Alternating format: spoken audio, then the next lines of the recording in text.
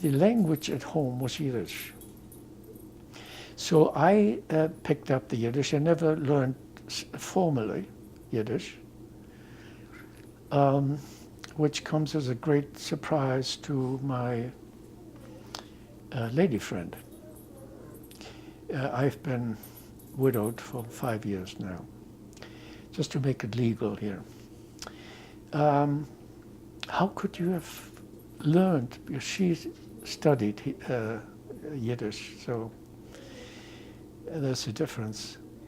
And I kind of liked it. And my brothers, may they forgive me, were more concerned about acculturating to the German culture, and they didn't like it. My parents would also speak to me in German, of course, but they could feel free to speak to me in Yiddish, which was not welcomed by the rest of my family. I heard Yiddish songs. The famous Eufen Pripetschek. Very recently, I went to the Oberlin College in Ohio, where my granddaughter goes, and I attended a Friday night service.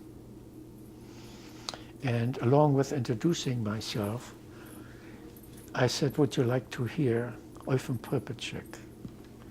And they all chimed in. I was so happily surprised that they knew that. I have found that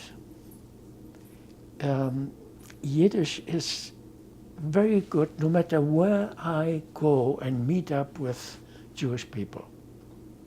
It's almost a universal language for me, but in truth it isn't.